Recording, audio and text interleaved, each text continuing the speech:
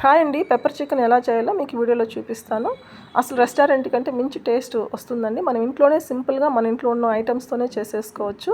దానికి కాంబినేషన్గా నేను చిట్టి ముత్యాలు వేసిన కలర్ రైస్ చేస్తానన్నమాట. కాంబినేషన్ నెక్స్ట్ లెవెల్లో ఉన్నింది. దేంట్లోకైనా బాగుంటుందండి ఈ పెప్పర్ చికెన్ అనేది.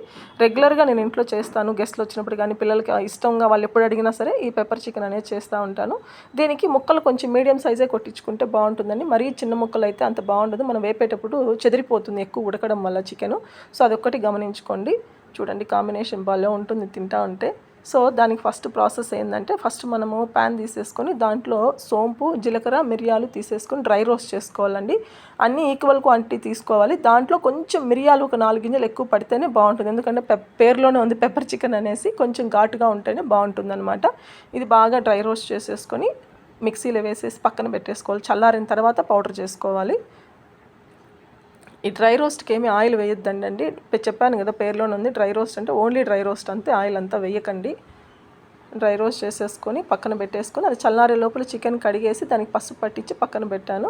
పసుపు పట్టించడం వల్ల చికెన్కి నీసు వాసన అనేది రాదండి. ఎప్పుడైనా నేనైతే చికెన్ ఇంట్లో వండితే కొంతమంది వెనిగర్ అట్లా వేస్తారు, నేనైతే మాత్రము పసుపు పట్టిస్తాను. కడిగేసి పసుపు పట్టించేసి వేసినాను అనుకో అసలు స్మెల్లే రాదనమాట.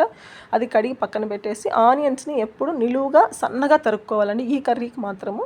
దానికి తోడు పచ్చిమిర్చి కూడా కట్ చేశాను. పచ్చిమిర్చి ఎందుకు అన్ని తీసుకున్నానంటే మా పచ్చిమిరపకాయలు కారం లేవు, అందుకోసమే అన్ని తీసుకున్నాను. సోంపు కూడా తీసుకోవాలండి.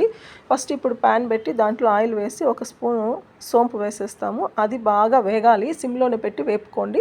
అది వేగిన తర్వాత మనం ఆల్రెడీ కట్ చేసి పెట్టుకున్న ఆనియన్స్, పచ్చిమిర్చి వేసేసుకుంటాము. ఈ ఆనియన్ పచ్చిమిర్చి కూడా బాగా వేగాలి, ఏదో సెమీగా వేగడం కాదండి, బాగా గోల్డెన్ కలర్ రావాలి. ఎంత వేగితే అంత బాగుంటుందన్నమాట టేస్ట్. ఆనియన్ ఎప్పుడు వేగాలి బాగా. కొన్ని కర్రీస్కి అయితే సెమీగా ఉన్నా పర్లేదు, కానీ వీటికైతే మాత్రం స్పెసిఫిక్గా ఈ పెప్పర్ చికెన్కి అయితే బాగా వేగిపోవాలి. చూడండి ఈ వీడియోలో చూపిస్తున్నట్టు బాగా వేపుకోవాలన్నమాట. వేపుకున్న తర్వాతనే అల్లం వెల్లుల్లి పేస్ట్కి వెళ్ళాలి. అప్పటి వరకు కొంచెం సాల్ట్ వేస్తే, ఇవి అందరికీ తెలుసు, ఆనియన్ వేగేటప్పుడు కొంచెం సాల్ట్ వేసినామనుకో బాగా వేగుతుందని అందరికీ తెలుసు. సో అదే టిప్ నేను ఫాలో అవుతున్నాను. నిజంగానే అది నిజమే, ఎందుకంటే ఆనియన్స్లో ఇది సాల్ట్ వేయడం వల్ల ఫాస్ట్గా వేగిపోతాయి అనమాట, లేకపోతే టైం టేకింగ్ అనమాట. సో అది వేగే లోపల మనము అది చల్లారిపోయి ఉంటాయి కదా జీలకర్ర, మిరియాలు, సోంపు, దాన్ని ఇట్లా బాగా పౌడర్ చేసుకోవాలి. కచ్చా పచ్చగా ఉండకూడదండి, ఎంత పౌడర్ అయితే అంత బాగుంటుందన్నమాట. అది కూడా పక్కన పెట్టేసుకొని ఇప్పుడు చూడండి ఇట్లా వేగిపోయినాయి. ఇంకొంచెం వేగాలి. వేగిన తర్వాత అల్లం వెల్లుల్లి పేస్ట్ వేసుకుంటాము. ఈ స్టేజ్లో ఉన్నప్పుడు అల్లం వెల్లుల్లి పేస్ట్ వేసేసి అది కూడా పచ్చి వాసన పోయే వరకు వేపుకోవాలన్నమాట. సిమ్లోనే చేసుకోండి. ఈ ప్రాసెస్ అంతా హైలో పెడితే మాడిపోతుంది. కర్రీ టేస్ట్ కానీ ఫ్లేవర్ కానీ అన్నీ పాడైపోతాయి, తినడానికి అంత బాగుండదు.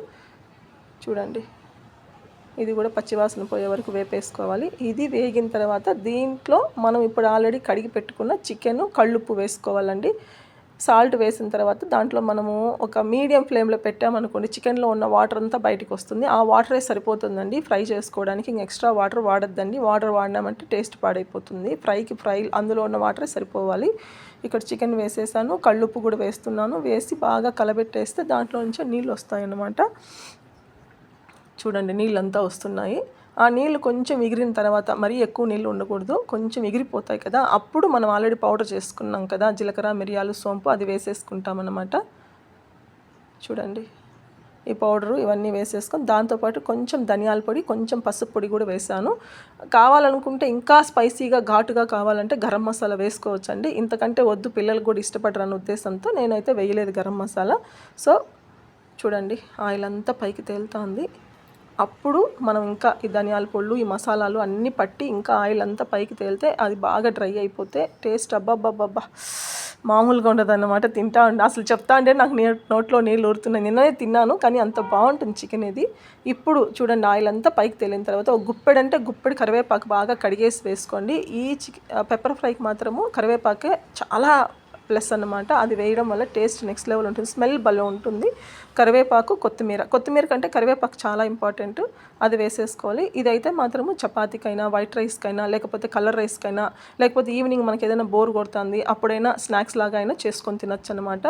చాలా టేస్టీగా ఉంటుంది. నేను రెగ్యులర్గా చేసే కర్రీనే కాబట్టి చాలా కాన్ఫిడెంట్గా చెప్తున్నాను. టేస్ట్ అయితే నెక్స్ట్ లెవెల్ ఉంటుంది. ఎవరైనా నా ఛానల్ ఫస్ట్ టైం చూస్తానే సబ్స్క్రైబ్ చేసుకోండి. ఇలాంటి వీడియోస్ ఇంకా మీకు ఎన్నో పోస్ట్ చేస్తాను. ఇది ఫైనల్ లుక్ అయితే మాత్రం చూడండి, అదిరిపోలా అన్నట్టుంది. తింటే ఇంకా అదిరిపోతుందండో, అదొకటి గుర్తుపెట్టుకోండి. Thank you friends, thank you so much. Subscribe to my channel. ఇదన్నమాట ఫైనల్ లుక్. ముక్కలు అయితే కొంచెం పెద్దవిగానే కొట్టించుకోండి, అప్పుడే బాగుంటుంది చెదిరిపోకుండా. Thank you, bye.